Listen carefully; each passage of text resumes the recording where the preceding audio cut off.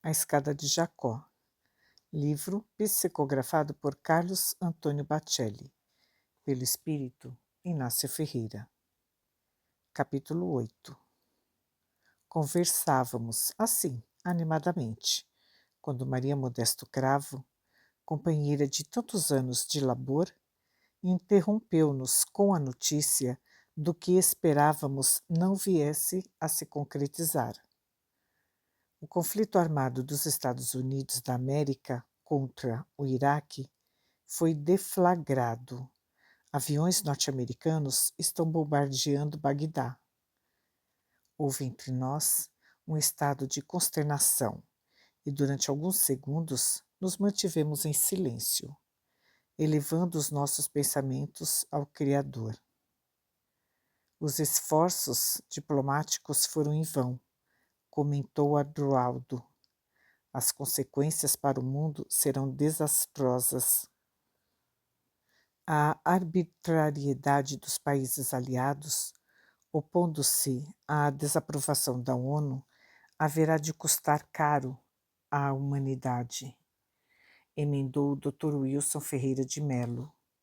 Doravante, quem haverá de aceitar a sua intermediação pacífica diante de qualquer impasse? O Papa João Paulo II, disse Modesta, em um de seus últimos pronunciamentos foi incisivo, afirmando que quem tomasse a iniciativa de guerra responderia perante a Deus, a história e a própria consciência. Várias manifestações em favor da paz continuam sendo feitas no mundo todo. A pretexto de se lutar contra o terrorismo internacional, opinei indignado. Mais uma guerra que o homem trava em nome de Deus, ambição pelo poder, hegemonia política, fanatismo religioso. O presidente dos Estados Unidos, em sua declaração de guerra, evocou o nome de Deus, e o do Iraque, envergando seu uniforme militar, o de Alá, observou Modesta. Sempre foi assim ao longo do tempo, exclamei, alternando opiniões com os companheiros. Os primeiros civis já devem estar sendo mortos. Até quando alguns poucos continuarão decidindo o destino de milhares? Como, de fato, a Terra é um planeta com características primitivas. Israel está temendo ser atacada com armas químicas e biológicas. As crianças estão indo à escola com máscaras de proteção. Infelizmente, a paz me parece cada vez mais distante e o futuro da humanidade se compromete. Em outros países não envolvidos diretamente na guerra, como no Brasil, por exemplo, a violência urbana vem se tornando insustentável.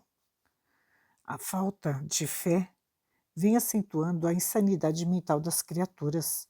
O homem, sem a perspectiva espiritual que o Espiritismo nos enseja, não se sente motivado a cuidar de si, a cultivar-se interiormente. Para onde estamos indo? Questionei. Se o conflito se generalizar, teremos dificuldades deste outro lado.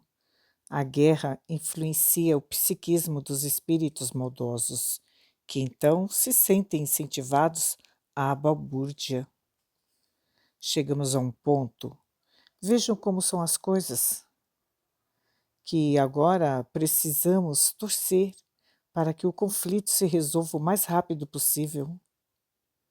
O que, em outras palavras modestas, significa que o mais poderosos, ou melhor, que os mais poderosos militarmente se imponham depressa, visto que quanto mais a guerra se arrastar, maior o risco de envolvimento de outras potências, da China, da Coreia do Norte e principalmente de outros países do mundo árabe. Se os muçulmanos decidirem se unir, será o caos, enfatizei.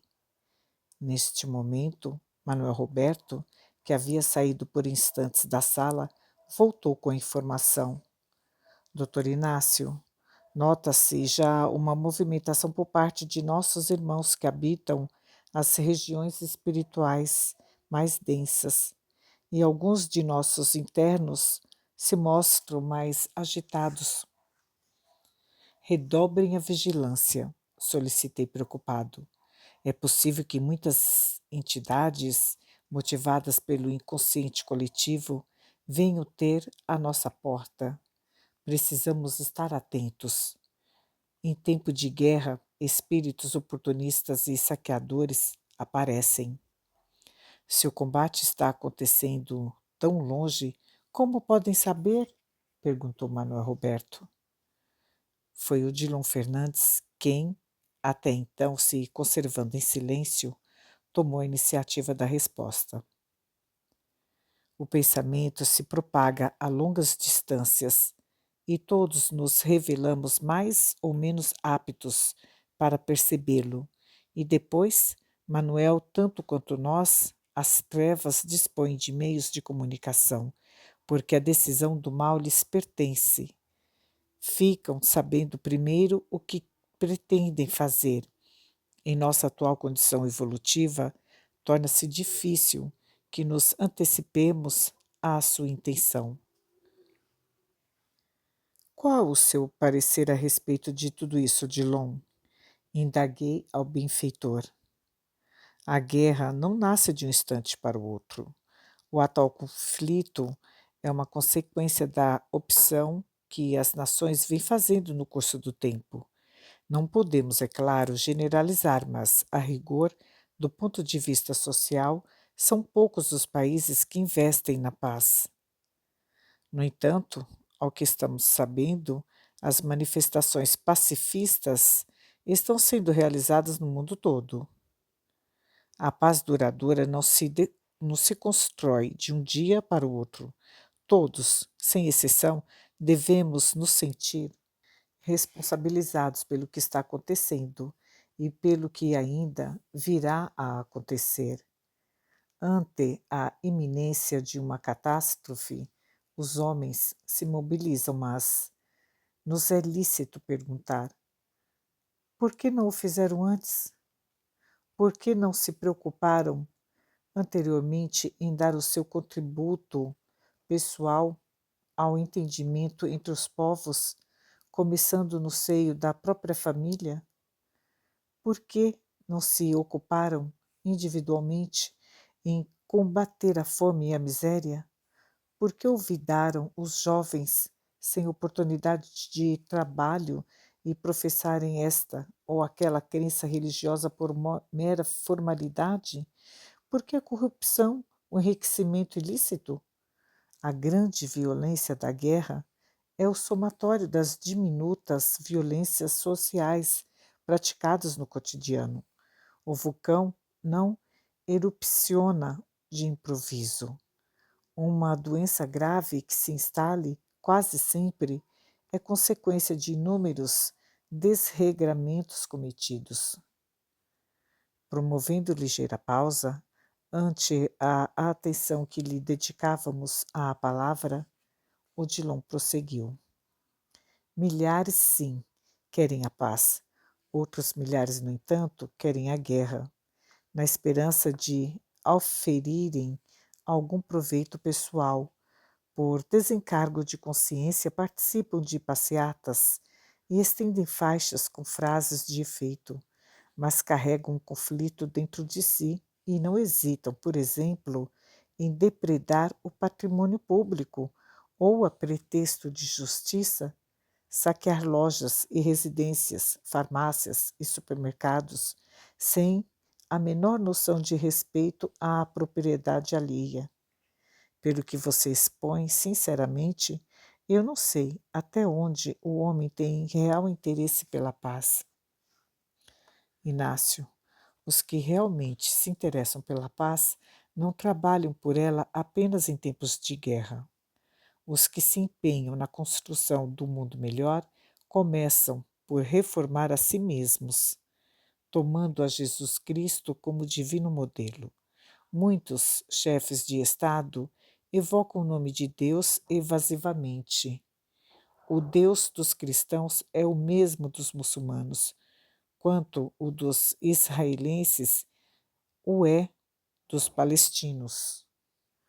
Os textos evangélicos não se reservam para serem citados na tribuna dos parlamentos, mas sim para serem postos em prática por aqueles que são chamados à responsabilidade de exercerem qualquer cargo de liderança na vida social. Dá-me a impressão de que a humanidade teme o Cristo, ao invés de amá-lo. Amamos o Cristo, com o qual nos identificamos por sua vida de lutas e dores, mas tememos a reação dele diante dessas mesmas dores e lutas, ou seja, sua renúncia e desprendimento, seu perdão e seu amor. Admiramos a poesia do Evangelho, sua beleza ímpar e a transcendência de seus ensinos, mas, de fato, temos receio de abraçá-lo, porque quem se disponha a abraçar o Evangelho concorda em se doar a ele em definitivo. E entregar-se a Jesus significa tomar a iniciativa de ceder, de promover a solidariedade, de não fugir ao testemunho, de trabalhar pela felicidade do próximo. Falamos em Deus com maior frequência do que falamos em Jesus, porque concordamos que Deus é mesmo inacessível às nossas pretensões, ao passo que o Mestre é o exemplo imediato a ser seguido. Odilon, comentou o Dr. Wilson, a sua observação é interessantíssima. Eu sempre tive isso em mente, só que jamais o havia expressado em palavras. O Cristo não se trata apenas de uma divergência religiosa entre as criaturas, alguns aceitando-o como Messias, e outros tão somente na condição de maior dos profetas. A humildade do Senhor nos apavora. O fato de ele ter nascido em berço pobre, ter vivido como um homem comum e, por fim, ter sido morto na cruz, traçando o roteiro de nossa ascensão espiritual, nos induz a aceitá-lo na condição de Mestre e Senhor, até um certo limite. Quem, afinal, estaria disposto a viver sem uma pedra onde reclinar a cabeça? Quem aceitaria passar pelo mundo despojado de interesses e ambições, sem carregar sequer uma moeda das dobras de suas vestes? Quem ofereceria a outra face para ser esbofeteada e faria concessão ao inimigo? Quem seria capaz de amar ao ponto de se imolar pela felicidade alheia? Rematando suas considerações, o instrutor aduziu com perspicácia: os que defendem a ideia de que Jesus não tenha vindo em corpo de carne pretendem, inconscientemente, fugir ao dever de fazer o mesmo que ele fez, ou seja, vivenciar o que ele nos demonstrou ser possível ao homem que vive em idênticas condições. Querem tornar o seu exemplo inacessível à humanidade, para que o homem não se sinta na obrigação de empreender tamanha mudança.